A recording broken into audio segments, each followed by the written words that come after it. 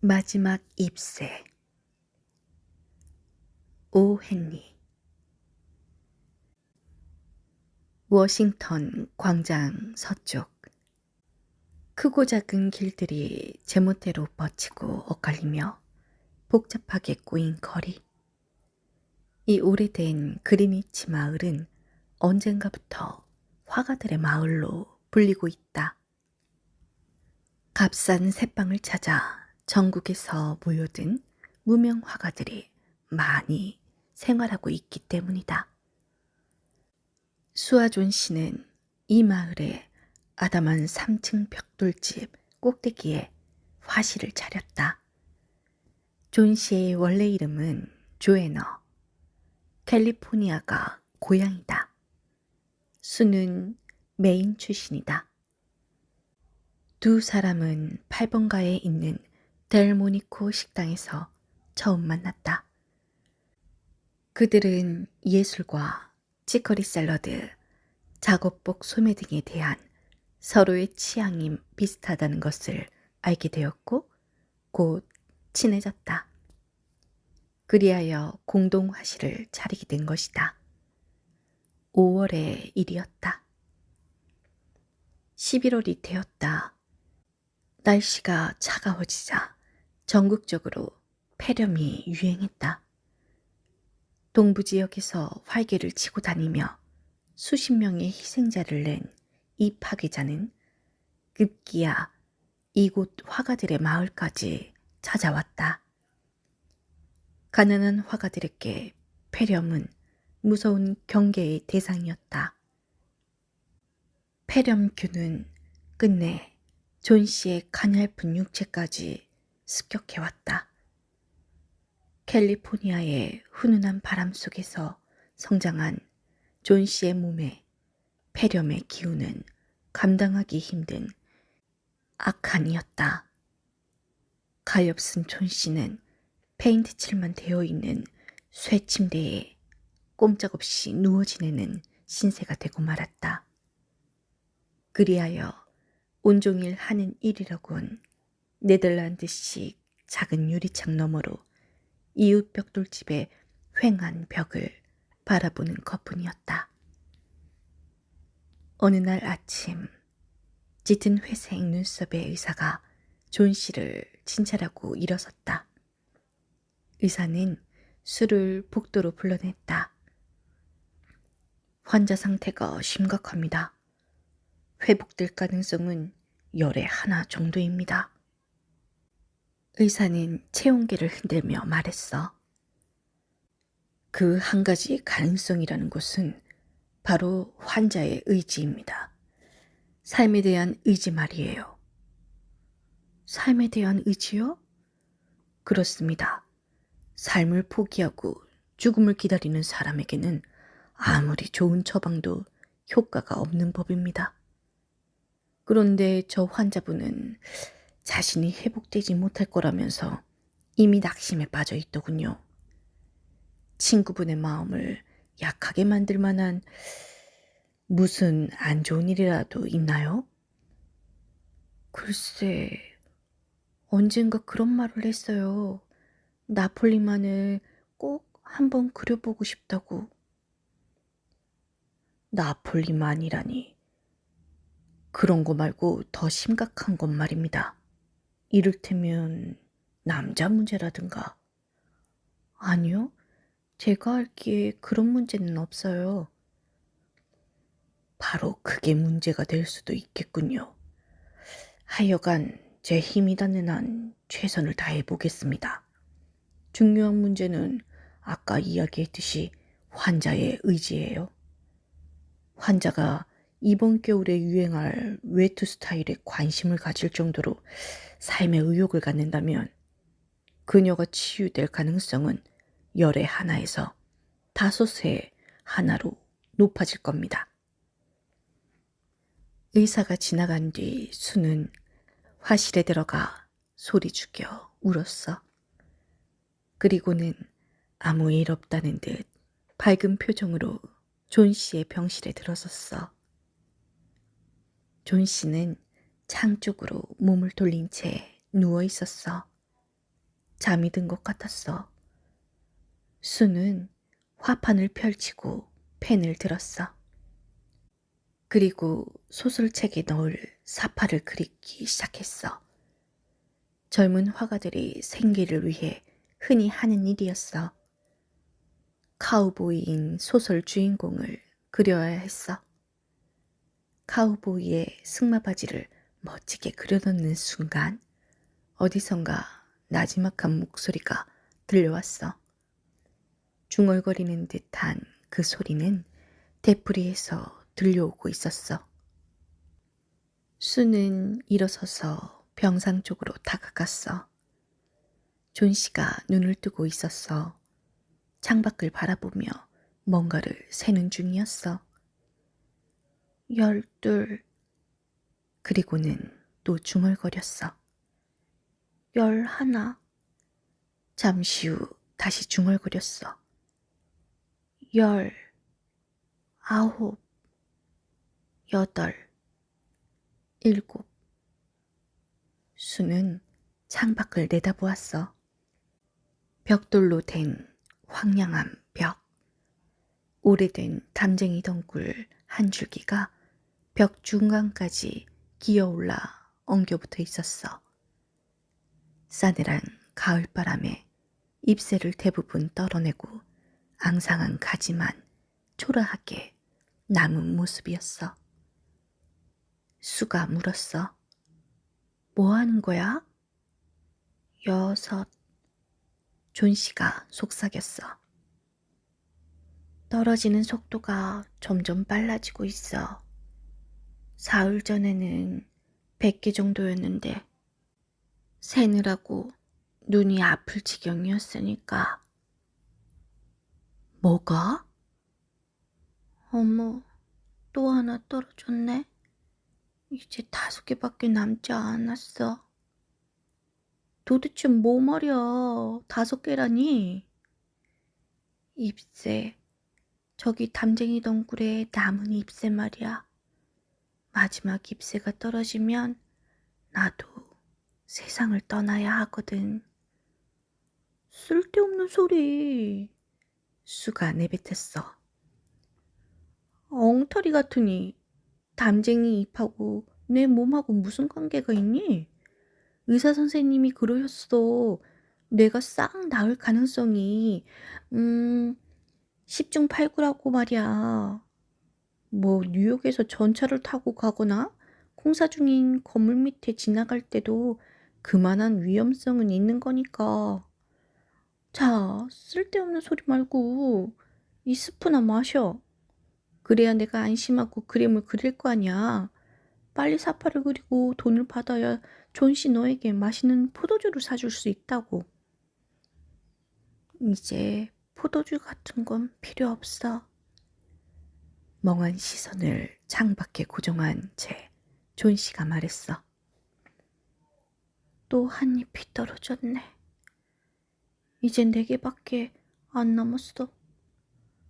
날이 어두워지기 전에 마지막 한 잎이 떨어지면 좋겠어. 그래야 나도 세상에서 훨훨 떨어질 테니까. 존 씨! 수는 존 씨에게 가까이 다가갔어. 내가 일을 마칠 때까지 눈 감고 창밖을 보지 않겠다고 약속해줘. 그러지 않겠다면 아예 커튼을 내리고 말 거야. 나 있잖아. 내일까지 저 사파들을 갖다 줘야 해. 밝아야 그림을 그릴 수 있단 말이야. 그러자 존 씨는 세상 모든 의욕을 잃은 사람처럼 대꾸했어. 다른 방에서 그리면 되잖아. 안 돼. 왜냐면 내 곁에 있고 싶으니까. 어쨌거나 내가 저놈의 낙엽 숫자나 세며 바보 같은 소리를 하는 거 정말 마음에 안 들어. 알았어. 일을 마치거든 말해. 눈을 감은 존 씨가 창백한 얼굴로 중얼거렸어.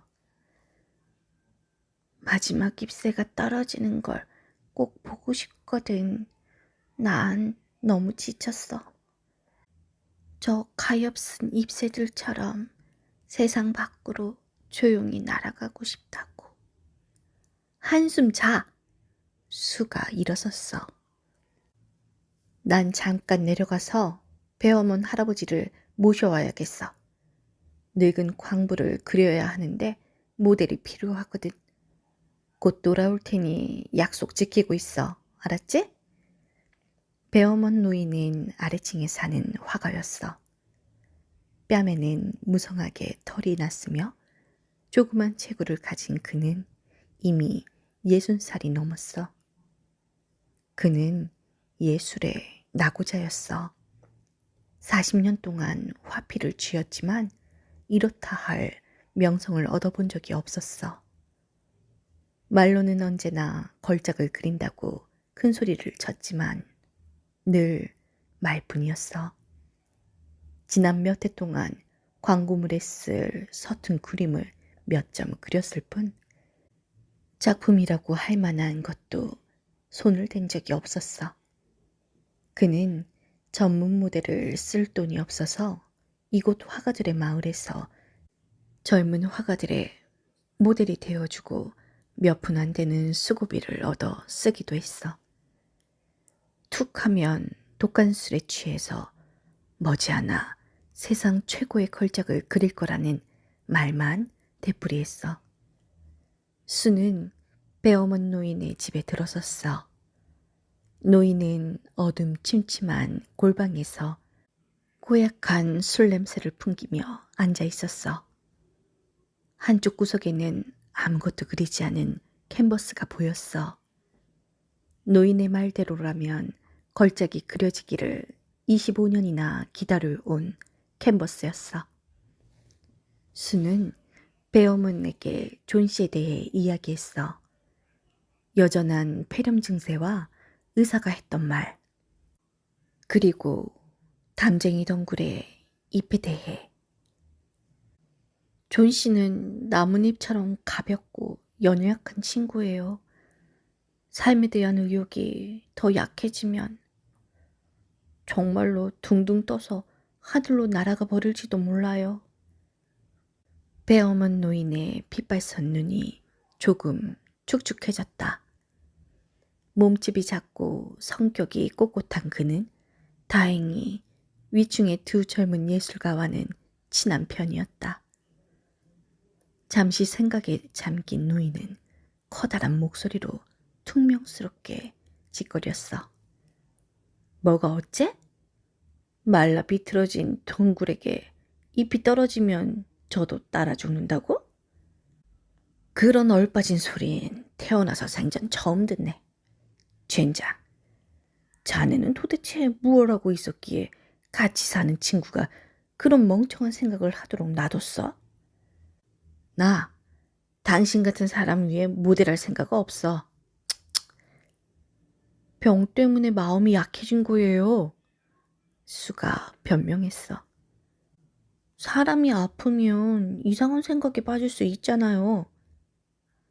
이상한 생각도 정도껏 해야지. 그게 말이나 되는 소리냐고? 그만하세요. 어쨌거나 알겠어요. 제 모델이 되기 싫다면 할 수 없죠. 저 갈게요. 변덕쟁이 할아버지. 하여간 여자들이란. 배어문 노인이 소리쳤어. 누가 안 하겠다고 그랬냐? 말이 그렇다는 게지. 알았다고. 가합시다. 가자고. 자네 같은 젊은 예술가를 위한 모델이라면 네, 얼마든지 할 참이라고. 30분 전부터 생각하고 있었다네. 그거 참. 여기 존 씨 같은 착한 아가씨가 병들어 누워있을 만한 동네가 아니야. 이렇게 하면 어때? 머지않아 내가 걸작을 그릴 거거든. 그러면 우리 모두 다른 데로 옮겨가자고. 내 말 진심이야. 알았어? 알았어요. 알았으니까 어서 일어나세요, 할아버지. 두 사람은 위층으로 올라갔어. 존 씨는 잠들어 있었어. 수는 커튼을 내리고 배어먼 노인에게 옆방으로 가자고 몸짓을 했어. 옆방으로 간 두 사람은 창밖으로 담쟁이 덩굴을 내다보았어. 그리고 말없이 서로를 쳐다보았지. 진눈깨비가 쉴 새 없이 내리고 있었어. 배엄은 노인은 낡고 푸른 웃옷을 입었어. 그리고 바위 대신 냄비를 엎어놓고 앉아 외로운 광부의 자세를 취했어. 이튿날 아침 수는 잠에서 깼어. 존 씨는 흐릿한 눈으로 커튼이 드리워진 창을 바라보고 있었어. 커튼 좀 걷어줘. 밖이 보고 싶어. 나직한 속삭임이었지만 거부할 수 없는 목소리였어. 마지못해 일어난 수가 창가로 다가갔어. 그리고 커튼을 걷었어. 그런데 이게 어찌된 일인가? 벽에 담쟁이 덩굴에는 아직 한 장의 잎이 남아있는 게 아닌가? 밤새도록 바람이 불고 비가 내렸는데도 말이야.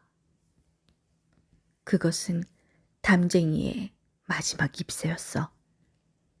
땅 위로 20피트쯤 되는 높이에 가지에 매달려 있는 잎새는 아직 진한 초록빛이었어. 가장자리반이 모진 세월을 건너 그 생명이 끝나가는 듯 누렇게 발에 있었어. 저게 마지막 잎새야. 존 씨가 중얼거렸어. 지난 밤에 틀림없이 떨어질 줄 알았어. 바람 소리를 들었거든. 오늘은 떨어질 거야. 그러면 동시에 나도 세상에서 떨어지겠지. 그러지 마, 존 씨. 수가 지친 얼굴을 베개에 묻으면서 말했어. 내 처지를 생각해. 그게 싫거든? 내 입장이라도 좀 생각해줘. 도대체 내가 어떻게 하면 좋겠니? 존 씨는 대답하지 않았어. 가지로부터 떨어져 나가는 잎새처럼 존 씨는 세상에서 가장 멀고 신비하고 고독한 여행을 떠나고 싶어 하는 것 같았어. 저녁이 되었어. 담쟁이 덩굴에 외로이 남은 마지막 잎새는 여전히 떨어지지 않고 줄기에 매달려 있었어. 밤이 찾아왔어. 북풍이 다시 사납게 휘몰아치기 시작했어. 비가 거세게 창문을 두들기며 나직한 네덜란드풍 처마 밑으로 떨어져 내렸어. 다음 날이 밝았어. 잠에서 깬 존 씨가 어두운 목소리로 말했어. 부탁이야. 커튼을 걷어줘. 수는 주저했어. 창밖을 보기가 두려웠어. 그러나 거절할 수가 없었어. 잠시 후 그녀는 창가로 다가가 머뭇머뭇 커튼을 걷었어. 창밖, 담쟁이 잎은 여전히 그 자리에 있었어. 병상에 들어놓은 존 씨는 한참 그것을 바라보았어. 넋이 나간 얼굴로 말이야. 가스 스토브 쪽으로 돌아간 수는 그 위에 끓고 있는 닭고기 스프를 휘저었어. 그러면서 존 씨 쪽을 쳐다보았어. 존 씨는 멍하니 창밖을 바라보며 나지막히 입을 열었어. 난 참 한심한 애였어, 수. 존 씨는 말을 이었어. 내가 얼마나 멍청하고 못된 애인지 그걸 알려주려고 마지막 잎새가 아직 여기 남아있는 모양이야. 죽고 싶다 하니까. 삶을 포기하려 하니까. 그건 죄악이야. 내가 어리석었어, 수. 갑자기 배가 고파. 나 그 스프 좀 갖다 줘. 포도주 섞은 우유도 부탁할게. 아니, 참. 손꼬울을 먼저 줄래? 그리고 내 등에 베개 몇 개만 받쳐줘. 앉아서 내가 요리하는 모습을 보고 싶어. 식사를 하는 동안 존 씨의 얼굴은 새로운 의욕으로 넘쳐났어. 그 모습을 수는 흐뭇하게 바라보았어. 존 씨는 다시 말했어. 수, 내가 언젠가 말했지? 뭘? 나폴리 말이야. 난 있잖아. 언젠가 나폴리만을 그려볼 생각이야. 꼭. 오후에 의사가 찾아왔어. 진찰을 마친 의사와 수가 병실 밖에서 대화를 나누었어. 회복될 가능성은 이제 열에 8 정도로 높아졌습니다. 의사는 수의 야인 손을 잡고 말했어. 훌륭한 일입니다. 간호만 잘해주면 이제 아가씨가 이기게 될 겁니다. 부디 그렇게 되길 빕니다. 감사합니다. 자, 나는 또 다른 환자를 보러 가야겠어요. 아래층의 노인 혹시 아세요? 배어머니라고 하던데. 어머나, 배어머니 할아버지가 그 환자분 급성 폐렴에 걸린 모양이시더군요. 정말요? 예. 나을 수 있겠죠? 아니요. 늙고 허약한 데다 급성이라서 가망이 없어요. 뭐 병원으로 옮기면 편안하게 눈을 감기는 하겠죠.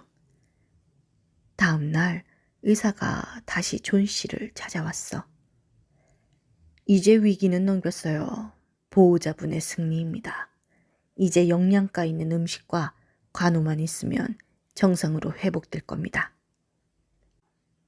그날 오후 병상에 앉은 존 씨는 파란색의 어깨거리를 짜고 있었어. 건강과 평온을 어느 정도 되찾은 얼굴이었어. 수는 존 씨의 어깨를 다정하게 끌어안았어. 존 씨, 너한테 할 얘기가 있어.